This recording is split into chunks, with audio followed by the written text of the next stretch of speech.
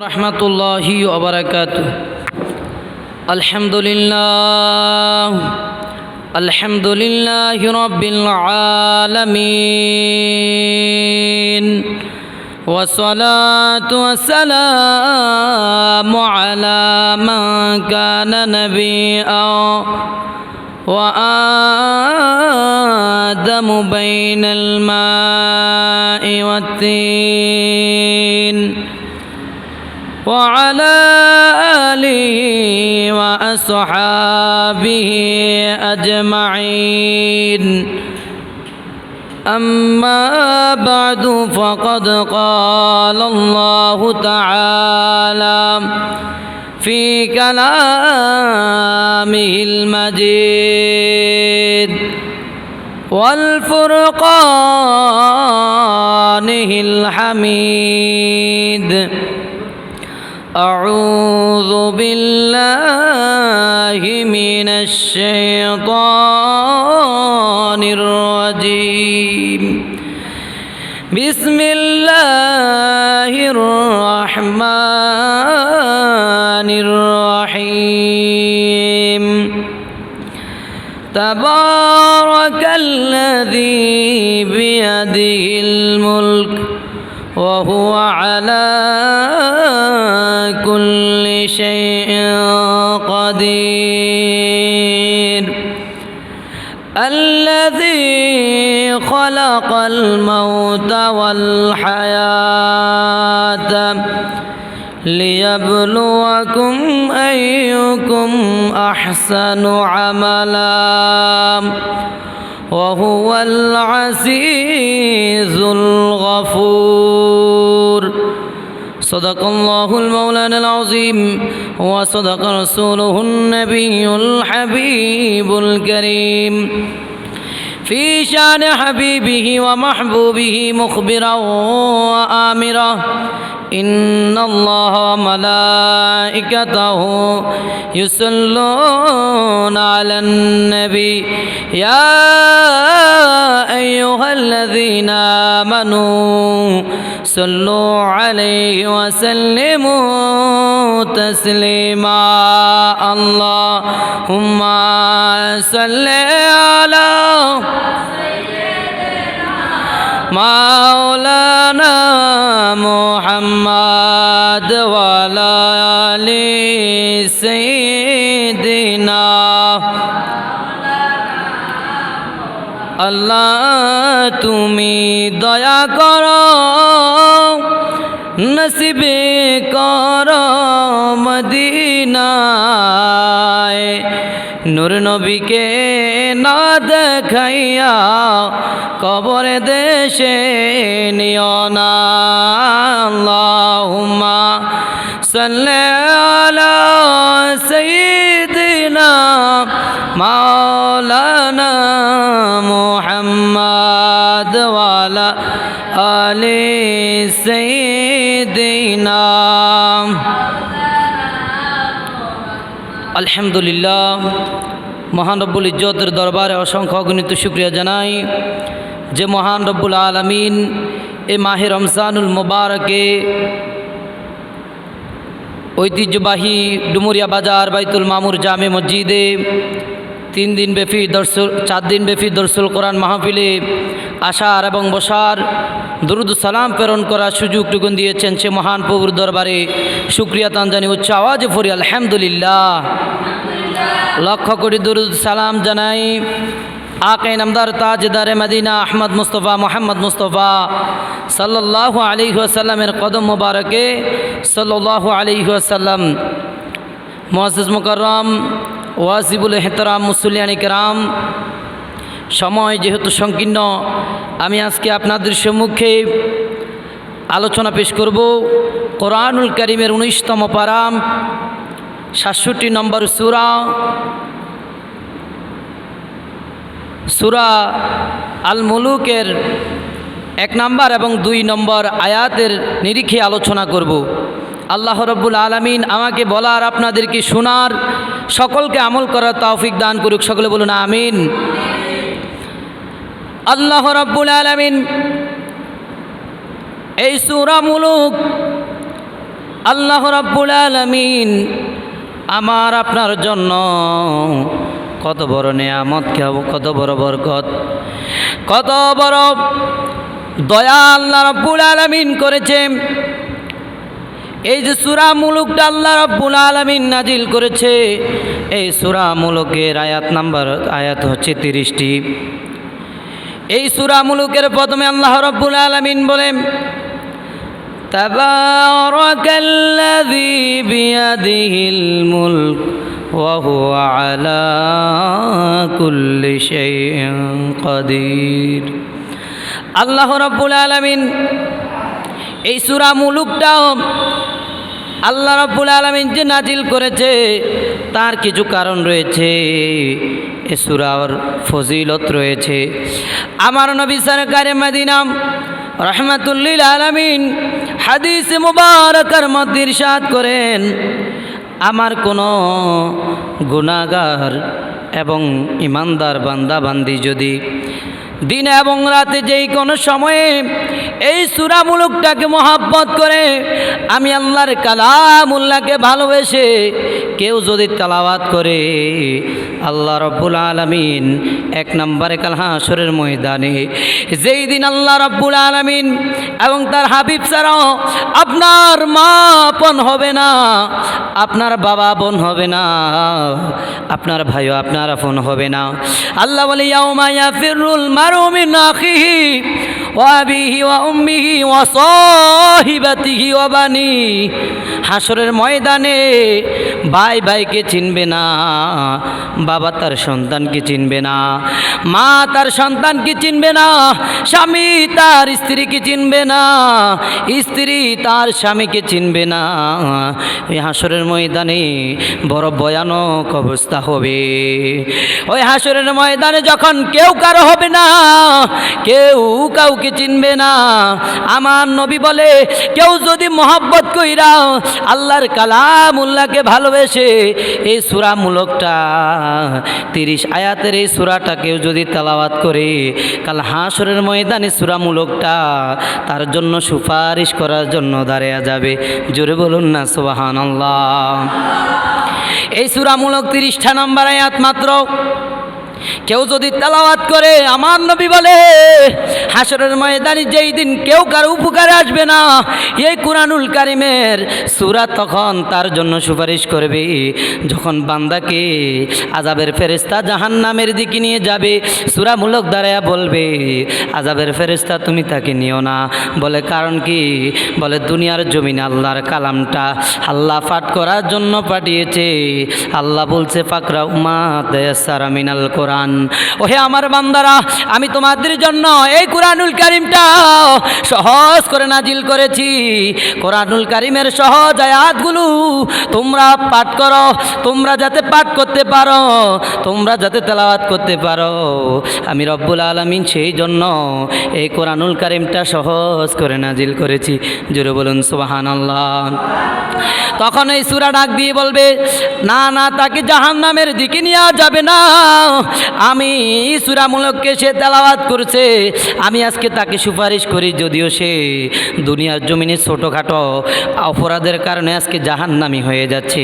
আমি আল্লাহর কাছে সুপারিশ করি, আল্লাহ আমি সূরা মুলুককে তেলাওয়াত করেছে, এর ইজ্জতের খাতিরে আল্লাহ তুমি জাহান্নাম থেকে তাকে মুক্তি দাও।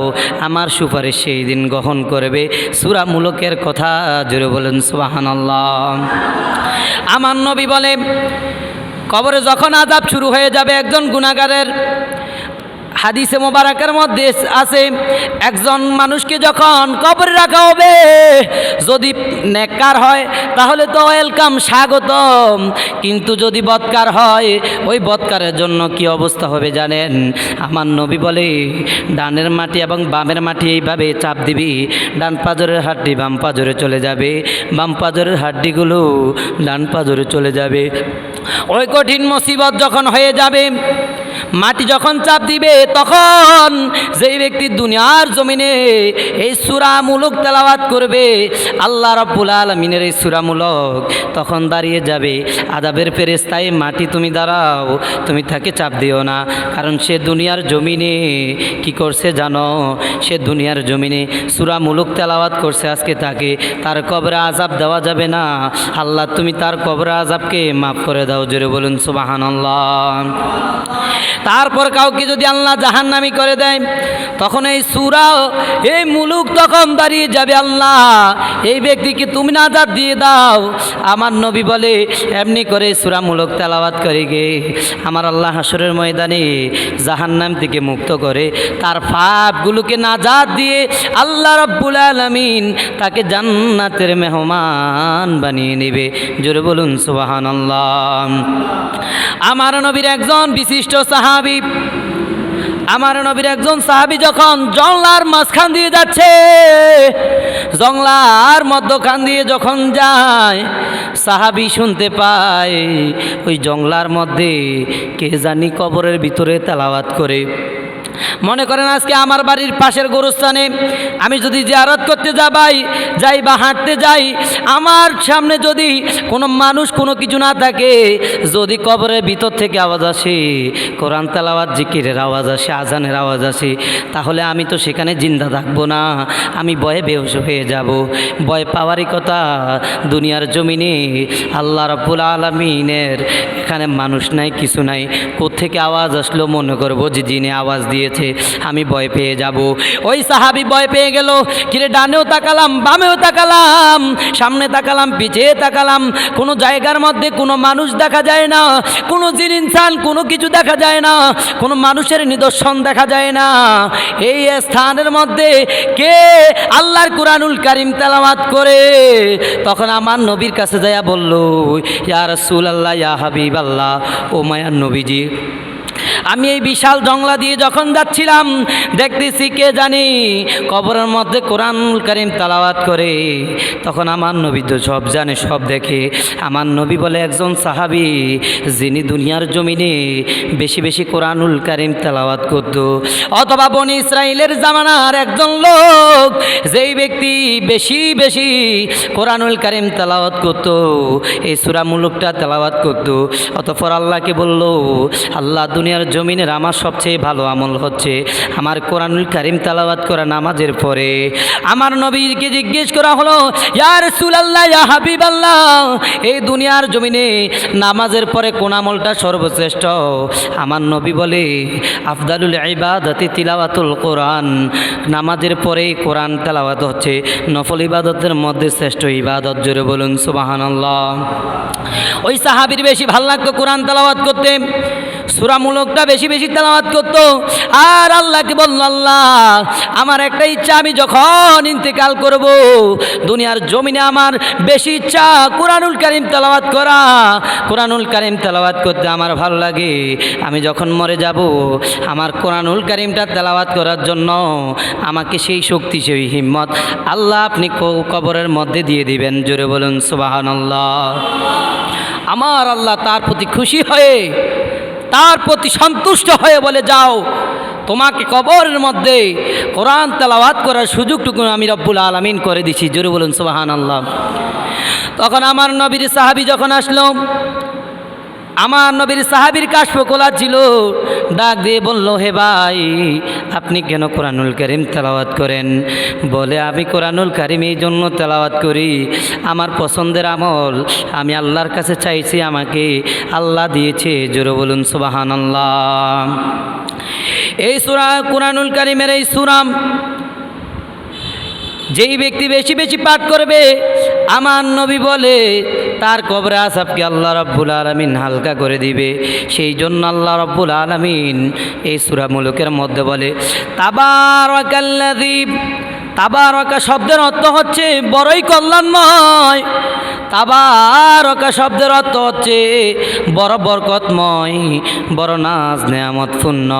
আল্লাহ রাব্বুল আলামিন বলে তাবারক শব্দটা দেখেন, আমরা দুনিয়ার জমিনে স্বাভাবিকভাবে আপনাদেরকে বিশ্লেষণ করি। আমরা যখন খানকা শরীফে যাই বা কোনো মিলাদ মাহফিলের অনুষ্ঠানে যাই, কোনো আল্লাহর হক্কানি বুজুর্গানে দিনের উরুস শরীফে যাই, কোনো মিলাদের মধ্যে যাই, তখন আমরা আমাদেরকে যে খাদ্য দেয় আমরা বলি তাবারুক। কেন তাবারুক বলি? আল্লাহ বলে তাবারকা।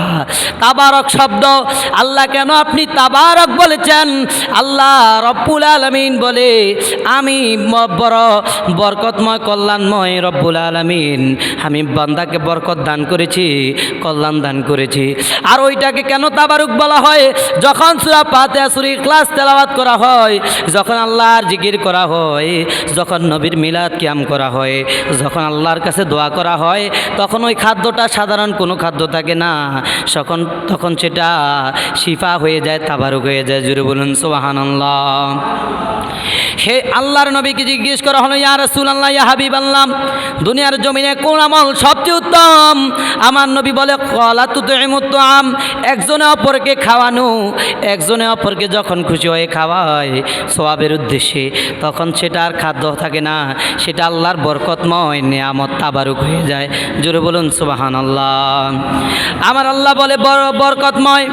কেন তাবারক শব্দ ব্যবহার করেছে? আল্লাহ বলে এই সূরা মুলুকটা হচ্ছে আমার বান্দার জন্য বড় একটা পুরস্কার, এবং আমি রব্বুল আলামিনের অনুগ্রহ এবং দয়া। যেই ব্যক্তি এই সূরার মধ্যে আমার রব্বুল আলামিন অনেক কল্যাণ এবং প্রাচুর্যতা এবং বরকত নিহিত রেখেছেন, আল্লাহ রব্বুল আলামিনের অধিক করুণা এই সূরার, আল্লাহর করুণা, আল্লাহর দয়ার কথা এই সূরার মধ্যে বেশি বেশি বলা হয়েছে। সেই জন্য আল্লাহ তাবারক শব্দ দিয়ে ব্যবহার করে এই সূরাটা শুরু করেছে। জোরে বলুন সুবহানাল্লাহ। আবার আল্লাহকে যদি জিজ্ঞেস করি, আল্লাহ এই কোরআনুল কারীমটা কেন আপনি বিসমিল্লাহ দিয়ে শুরু করেছেন? অথবা প্রত্যেকটা সূরা শুরুতে, সূরা তাওবা ব্যতীত সব সূরা শুরুতে কেন আল্লাহ বিসমিল্লাহ পড়তে হয়? আল্লাহ কোরআনুল কারীম তো আপনি আলিফ দিয়ে শুরু করতে পারতেন। আলিফে আল্লাহ, আল্লাহ মানে মহান। আল্লাহ আপনি তো আপনার নাম মুবারক দিয়ে শুরু করতে পারতেন। আল্লাহ আপনি কেন বিসমিল্লাহর বা দিয়ে শুরু করলেন? আমার আল্লাহ বলে বান্দা শুনো, আমি রব্বুল আলামিন যখন রুহের জগতেই যে আলোচনা তারপরে আসবে, আমি একটু সেই জায়গায় যাই লই, তারপর বিসমিল্লাহর আলোচনাটা করব। আল্লাহ রব্বুল আলামিন বলে বান্দা শোনো, তাবারাকাল্লাযী, তিনি সেই কল্যাণময় রব, বিয়াদিহিল মুলক, যে রব্বুল আলামিনের হাতের মধ্যে এই মুলক শব্দটা হচ্ছে এই গোটা দুনিয়া এবং জমিনের, এই আল্লাহ রব্বুল আলামিনের যে রাজ্য রয়েছে, পৃথিবীর পশ্চিম থেকে পূর্ব, পূর্ব থেকে পশ্চিম, দক্ষিণ থেকে উত্তর, সমস্ত জায়গাগুলো অর্থাৎ আরদুন, সমস্ত ভূমিটা আল্লাহ যে রাজত্ব করে, আল্লাহ বলে বিয়াদিহিল মুলক, সবটা আমার হাতের মুঠোয়। জোরে বলুন সুবহানাল্লাহ। যার হাতের মধ্যেই সমস্ত বিশ্ব রয়েছে, ওহু আলা কুল্লি শাইইন কাদির। আমার আল্লাহ রাব্বুল আলামিন বলে, ও দুনিয়ার জমিনের মানুষেরা তোমরা শোনো, আমি রব্বুল আলামিন হচ্ছি ওই রব্বুল আলামিন, ওহু আলা কুল্লি শাইইন কাদির। আমি রব্বুল আলামিনের যেই শক্তি রয়েছে, ক্ষমতা রয়েছে, আমি রব্বুল আলামিনের ক্ষমতা, আমি যে সবচেয়ে শক্তিবান খোদা, আমি রব্বুল আলামিন যে মহান, আমি রব্বুল আলামিন যে শক্তিমান, দুনিয়ার কেউ আমার সাথে পারবে না। আমি হচ্ছে খালেক, আর দুনিয়ার জমিনের সবাই হচ্ছে মাখলুক। সেই জন্য আল্লাহ রব্বুল আলামিন বলে ওহু আলা কুল্লি শাইইন কাদির, সমস্ত শক্তির উৎসই হচ্ছে আমি রব্বুল আলামিন। জোরে বলুন সুবহানাল্লাহ। আজকে দুনিয়ার জমিনের টাকাওয়ালা, পয়সাওয়ালা, ধনওয়ালা, দৌলতওয়ালা এবং যার শিক্ষার সমর্থ যতটুকু আছে, হাঁকবাক দেওয়ার শরীরের স্ট্রাকচার গঠন যার ভালো আছে, সে মনে করে আমি সবচেয়ে শক্তিশালী, আমি অন্যের সম্পদ যদি জোর করে খাই, আমার চাইতে আর ধনী কেউ নাই, আমার চাইতে শক্তিশালী আর কেউ নাই। আমি জুলুম করি, নির্যাতন করি, করি, আমি মানুষের অধিকার হরণ করি, আমার চাইতে বড় আর কেউ নাই। আল্লাহ বলে না না বান্দা, আমি রব্বুল আলামিনের চাইতে এই দুনিয়াতে পাওয়ার কারণ নাই, আমি হচ্ছি পাওয়ারফুল, আর দুনিয়ার সমস্ত মানুষ হচ্ছে পাওয়ারলেস, যাদের পাওয়ার নাই। আমি রব্বুল আলামিনের সামান্য পাওয়ারের কাছে দুনিয়ার জমিনের পাওয়ার কিছুই নাই। কারণ কি জানো নি? তারপরে এতে আমার রব্বুল আলামিন বলে আল্লাযী খালাকাল মাউতা, আমি আল্লাহ রব্বুল আলামিন, সেই রব্বুল আলামিন যিনি মৌতকে সৃষ্টি করেছি। বান্দা তুমি অহংকার করে করবা কি? তুমি হিম্মত দেখিয়ে করবা কি? তুমি শক্তি সামর্থ্য দেখিয়ে জোর করে জুলুম করে নির্যাতন করে বান্দা তুমি কি করবা? অন্যের সম্পদ অধিকার হরণ করে তুমি কি করবা? আমি রব্বুল আলামিন তো বলে দিলাম, আমি রব্বুল আলামিন ইন্নাল্লাহা আলা কুল্লি শাইইন কাদির, আমি সবচেয়ে শক্তিমান, রব্বুল আলামিনের শক্তি সবচেয়ে বেশি। তারপরে বলে আল্লাযী খালাকাল মাউতা, আমি যে আল্লাহ মৌত সৃষ্টি করেছি। বান্দা তুমি কি সৃষ্টি করেছ? তুমি যদি অহংকার দেখাও, ক্ষমতা দেখাও, আমি আল্লাহ এই মৌত দিয়ে তোমাকে শেষ করে দিব। জোরে বলুন সুবহানাল্লাহ। আমার আল্লাহ বলে আমি সেই সত্তা যিনি মৌতকে আমি রব্বুল আলামিন সৃষ্টি করেছি। জোরে বলুন সুবহানাল্লাহ। যেহেতু আমি তার আগে বললাম আল্লাহ শক্তিমান, আল্লাহ ক্ষমতাবান। আল্লাহ রব্বুল আলামিন সূরা ইয়াসিনের মধ্যে শেষ আয়াতের মধ্যে ফাসুবহানাল্লাযী বিয়াদিহিল মুলক, আল্লাহ রব্বুল আলামিন সেখানে বলেছে মালাকুত শব্দটা ব্যবহার করেছে, আবার এখানে মুলক শব্দ ব্যবহার করেছে। মূলত তাফসীরে কিতাবে এসেছে এই দুনিয়ার জমিনকে যিনি এমনিতে ছায়া দিয়ে মানুষকে কন্ট্রোল করে রাখেন সেটাকে বলা হয় মালাকুন। আর যে রব্বুল আলামিন আধ্যাত্মিক ক্ষমতা বলে, আল্লাহ রব্বুল আলামিন আসমান থেকে রিমোটের সাহায্যে সারা বিশ্বের মানুষকে, পুরা নবমণ্ডল এবং ভূমণ্ডলের মানুষকে আল্লাহ রব্বুল আলামিন যে কন্ট্রোল করেন সেটাকেই বলা হয় মালাকুত। আধ্যাত্মিক পাওয়ারে যিনি এই গোটা বিশ্বটাকে, দুনিয়া এবং আখিরাতকে যিনি কন্ট্রোল করেন তিনাকেই বলা হয় মালাকুত। আল্লাহ রব্বুল আলামিন এখানে বাতিনিভাবে মালাকুত শব্দটা ব্যবহার না করে আল্লাহ রব্বুল আলামিন বলে আমি তো স্বয়ং হাতের মুঠেই সারা বিশ্বটাকে কন্ট্রোল করে। জোরে বলুন সুবহানাল্লাহ। মুআজ্জাজ মুকাররম, আল্লাহ রাব্বুল আলামিন দেখেন, আল্লাহ বলে এই রুহটা, যে রুহের জগৎটা আমি রব্বুল আলামিন যে কন্ট্রোল করি সেটাকে বলা হয় মালাকুত, আর এই দুনিয়াটাকে বলা হয় মুলক। দুনিয়াকে বলা হয় মুলক। রুহুর জগতে দেখেন আমাকে আপনাকে যে আল্লাহ রাব্বুল আলামিন সৃষ্টি করবে, ফেরেশতাদেরকে যখন বলল আল্লাহ আমি রব্বুল আলামিন মানুষ সৃষ্টি করব, তখন বলল আল্লাহ মানুষ সৃষ্টি করা লাগবে না, তারা রক্তপাত করবে দুনিয়ার জমিনে, তারা ঝগড়াঝাটি করবে। আল্লাহ রাব্বুল আলামিনকে বলল আল্লাহ তাদেরকে সৃষ্টি করা লাগবে না। যখন আল্লাহ রাব্বুল আলামিনকে বলল আল্লাহ তাদেরকে সৃষ্টি করা লাগবে না, আল্লাহ তখন আমার আপনার রূহগুলোকে যখন নিয়া আল্লাহ রাব্বুল আলামিন সেখানে বলল, রূহের জগতে একটা মিটিং করেছে। আল্লাহ মিটিং করে কয় আমি তোমাদেরকে দুনিয়ার জমিনে প্রেরণ করতে চাই। আলাস্তু বিরব্বিকুম, আমি কি তোমাদের প্রভু নই? তখন ক্বালু বালা, সমস্ত আত্মাগুলো বলছে ক্বালু, হে আমাদের প্রভু, বালা, হ্যাঁ রব্বুল আলামিন আপনি আমাদেরকে এই দুনিয়ার জমিনে প্রেরণ যে করবেন, আমরা আপনি রব্বুল আলামিন যে আমাদেরকে বলছেন আপনি আমাদের প্রভু কিনা, আমরা হ্যাঁ স্বীকার করে নিলাম, হ্যাঁ রব্বুল আলামিন আপনি আমাদের প্রভু। জোরে বলুন সুবহানাল্লাহ। ওই রব্বুল আলামিন বলেন আমার বান্দার এই বা শব্দটা, বালা শব্দ উচ্চারণ করতে প্রথমে বা আসে, এই বা যেহেতু আমার বান্দা, তখন সর্বপ্রথম বান্দার রূহ থেকে বালা শব্দ উচ্চারণ হয়েছে। সেই জন্য আমি রব্বুল আলামিন এই কোরআনুল কারীমটা বিসমিল্লাহর বা দিয়ে শুরু করেছি। জোরে বলুন সুবহানাল্লাহ। ওই রব্বুল আলামিন বলে আল্লাযী খালাকাল মাউতা, আমি আল্লাহ মৌত সৃষ্টি করেছি, ওয়াল হায়াতা, তারপর আমি রব্বুল আলামিন মানুষকে হায়াত দান করেছি। আল্লাহ কেন আপনি মৃত্যুর কথা বললেন? আল্লাহ বলে, বান্দা তোমাকে সৃষ্টি করার আগে আমি রব্বুল আলামিন তুমি কোন দিন মরবা, তোমার কখন মৃত্যু হবে, আমি আল্লাহ কোন অবস্থায় তোমাকে মৃত্যু দিব, আমি রব্বুল আলামিন সেটা নির্ধারণ করেছি। জোরে বলুন সুবহানাল্লাহ। দেখেন, অনেকে অ্যাক্সিডেন্ট করে মারা যায়, অনেকে হার্ট অ্যাটাক করে মারা যায়, অনেকে স্ট্রোক করে মারা যায়, অনেকে ঘুমের ঘরে মারা যায়, অনেকে পানিতে ডুবে মারা যায়, অনেকে লঞ্চ জাহাজ স্টিমারে মারা যায়, অনেকে উপর থেকে নিচে পড়ে মারা যায়, অনেকে স্বাভাবিকভাবে মৃত্যুবরণ করে। আল্লাহ বলে, সব আমার ইচ্ছা, আমি রব্বুল আলামিন তোমার নসিবে যেইভাবে লিখে রেখেছি, তোমার মৃত্যুটা যেইভাবে হওয়ার কথা আমি আল্লাহ তোমাকে সেইভাবে মৃত্যু দান করব। আমি আল্লাহ লিখে রেখেছি তোমাকে এইভাবে মৃত্যু দিব। আল্লাহ বলে, খলাকাল মৌতা, আমি আল্লাহ মৌতকে সৃষ্টি করেছি। আল্লাহ তুমি যে দুনিয়ার আল্লাহ তুমি মৌত সৃষ্টি করেছ কেন আগে? বলে, আমি মৌতকে সৃষ্টি করেছি আমার বান্দার যাতে দুনিয়ার জমিনে অহংকার আসবে। দুনিয়ার জমিনে আমি রব্বুল আলামিনের হাতে 3টা জিনিস রেখেছি, আর সব বান্দাকে দিয়ে দিয়েছি। বান্দা ইচ্ছা করলে যেইভাবে চলার ইচ্ছা বান্দা চলতে পারবে, বান্দা যেইভাবে হাঁটতে পারবে, বান্দার ইচ্ছা অনুযায়ী বান্দা চলতে পারবে। তবে 3টা জিনিস আমার হাতে। আল্লাহ 3টা জিনিস কি আপনার হাতে? আল্লাহ ডাক দিয়ে বলে, ও আমার বান্দা, 1 নম্বরে মৃত্যু আমার হাতে।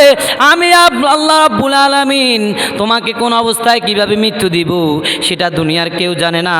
কখন তোমার মৃত্যু হবে, মসজিদে হইতে পারে, সেজদারত অবস্থায় হইতে পারে, পায়খানার বাথরুমে হতে পারে, রাস্তাঘাটে হতে পারে, দোকানপাটে হতে পারে, পানিতে হতে পারে, গাড়িতে হতে পারে, বাড়িতে হতে পারে, মাঠে হতে পারে, জঙ্গলে হতে পারে আপনার মৃত্যু। আল্লাহ রব্বুল আলামিন বলে, তার মৃত্যু যেখানে হতে পারে আমি রব্বুল আলামিনের একমাত্র ইচ্ছা তার মৃত্যু কোথায় হবে সেটা রব্বুল আলামিন আমার হাতে। জোরে বলুন সুবহানাল্লাহ। 2 নম্বর হচ্ছে আমি বান্দাকে যে হায়াত দিয়েছি, কতটুকু হায়াত দিব বান্দাকে, কখন আমি রব্বুল আলামিন মায়ের গর্ভ থেকে দুনিয়ার জমিনের মুখ দেখাবো সেটা আমার হাতে, সেটা কারো হাতে নয়। আমি কাকে সন্তান দিব কাকে না দিব এটা দুনিয়ার কারো হাতে নয়, এটা আমি রব্বুল আলামিনের হাতে। জন্ম আমার হাতে, মৃত্যু আমার হাতে, হায়াত আমার হাতে, আরও একটা জিনিস আমার হাতে। আল্লাহ কি আপনার হাতে? আমার আল্লাহ বলে আর একটা জিনিস হচ্ছে আমার হাতে, বান্দার রিজিক। জোরে বলুন সুবহানাল্লাহ। আমি আল্লাহর যখন ইচ্ছা, কুলিল্লাহুম্মা মালিকাল মুলকা, আমি আল্লাহ তো মালিকাল মুলক, আমি রব্বুল আলামিন হচ্ছি খালেক, আমি হচ্ছি রহমান, আমি রব্বুল আলামিন। সমস্ত রিজিকের ধন ভাণ্ডারের চাবি আমার কাছে, আমি আমার হাবিবকে দান করেছি। আমি রব্বুল আলামিন যখন ইচ্ছা আমার বান্দাকে আমি দান করব। আমি যখন মনে করব আমার বান্দার রিজিকের প্রয়োজন, অথবা বান্দার যখন ভালো আমল দেখব আমি রিজিকের ব্যবস্থা করে দিব। বান্দার অবস্থা দেখে আমি তাকে রিজিকের ব্যবস্থা করব। আল্লাহর আপনি হায়াত এবং মৌত দিয়ে এবং রিজিক দিয়ে কি করবেন? আল্লাহ রব্বুল আলামিন তারপরে আয়াতে বলতেছে, লিয়াবলুয়াকুম আইয়ুকুম আহসানু আমালা, ও আমার বান্দারা, যাতে করে তোমরা প্রতিযোগিতা করতে পারো। প্রতিযোগিতা করো, কির প্রতিযোগিতা করব? আজকে আমরা প্রতিযোগিতা লাগি।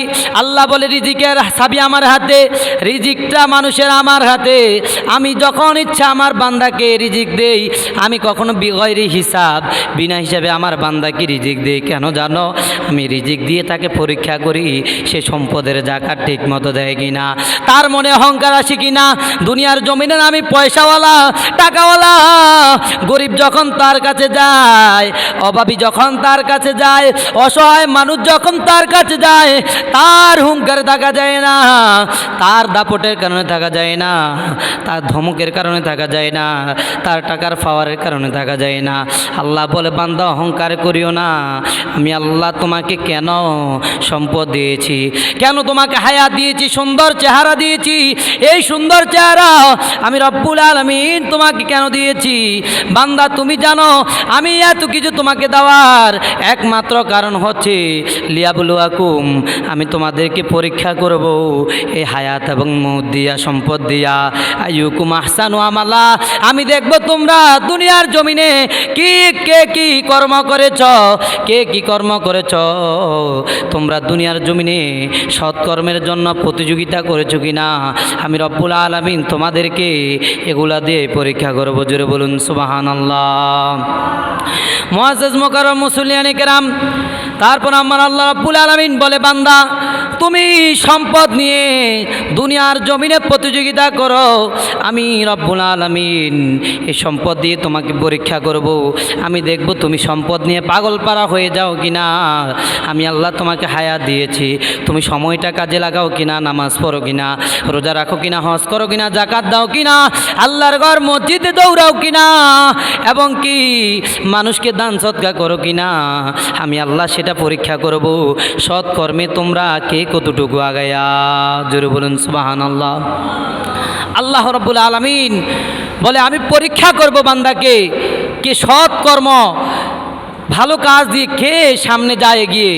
আমরা চিন্তা করি আমাকে আল্লাহ সম্পদ দিয়েছে, আমাকে আল্লাহ মাল দিয়েছে, দৌলত দিয়েছে, আমি কি করব দুনিয়ার জমিনে, আমি কি কাজ করব না করব, আমাকে রব্বুল আলামিন এগুলো দিয়েছে, আমি এগুলাই নিয়ে ব্যস্ত থাকবো। আল্লাহ বলে না, তোমরা টাকা পয়সা দিয়ে একজন আরেকজনের সাথে প্রতিযোগিতা করবা না, তোমরা প্রতিযোগিতা করবা কে কাজ চাইতে তাহাজ্জুদ গুজার হতে পারো, কে কাজ চাইতে মুত্তাকি হতে পারো, কে কাজ চাইতে ন্যায় বিচারক হতে পারো, কে কাছে খোদাবীর হতে পারো, কে কাছে তাকওয়াবান হতে পারো।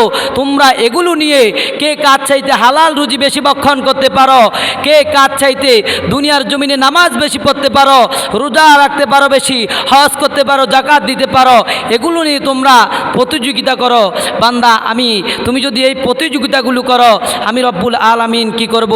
ওহুয়াল আজিজুল গফুর, আমি রব্বুল আলামিন তোমাদেরকে সম্মানিত করব। আমি তো সম্মানিত, আমি সম্মানিত তোমাদেরকে করব, গফুর, এবং তোমাদেরকে ক্ষমা করে দিব। আমি হচ্ছি মহান রব্বুল আলামিন, পরম ক্ষমাশীল এবং দয়ালু। জোরে বলুন সুবহানাল্লাহ। মুআজ্জাজ মুকাররম আল্লাহর নবী, দুজাহানের বাদশাহ নবী, কামলিওয়ালা নবী সবসময় এই সূরাটা তেলাওয়াত করতেন। এই সূরার 30টি আয়াত রয়েছে, এই সূরাগুলো তেলাওয়াত করবেন। আমার নবী বলছেন তোমরা এগুলো মুখস্থ করে নাও, মুখস্থ করলে আল্লাহ রাব্বুল আলামিন তোমাদেরকে কাল হাসরের ময়দানে এই সূরার কারণে তোমাদেরকে নাজাত দিবে। যখন তোমাদেরকে জাহান্নামের দিকে নিয়ে যাবে এই সূরা, তখন আযাবের ফেরেশতার সাথে ঝগড়া লাগবে, বলবে যে তাকে জাহান্নামের দিকে নিও না, সে সূরা মুলুক তেলাওয়াত করেছে, তার উসিলায় আজকে তাকে জান্নাতের মধ্যে প্রবেশ করিয়ে দাও। জোরে বলুন সুবহানাল্লাহ। সম্মানিত হাজিরিন, পরবর্তী আলোচক চলে আসছে। আমরা সকলেই এলাকার সন্তান, সকলে মিলেমিশে আলোচনা করতে হবে। আপনাদের কাছে উপস্থাপন করব, আপনারা আমল করবেন। সন্তান যখন বাবার সামনে আলোচনা করে, বাবা আমাকে আলোচনা শোনায়, এলাকার মুরব্বীদেরকে ইলম অর্জন করে আলোচনা শোনায়, তার চেয়ে গর্বের বিষয় আর কিছু নেই। আল্লাহ বলে কু আনফুসাকুম আহলিকুম নারা, তুমি নিজে জাহান্নাম থেকে বাঁচো, তোমার আহাল পরিবারকে জাহান্নাম থেকে বাঁচাও। আল্লাহ রাব্বুল আলামিন যাতে আমাদেরকে আলোচনা অনুযায়ী আমল করা তৌফিক দান করে। সকলে বলুন আমিন। ওয়া আখির দাওয়ানা আলহামদুলিল্লাহি রাব্বিল আলামিন। আসসালামু আলাইকুম ওয়া রাহমাতুল্লাহি ওয়া বারাকাতুহু।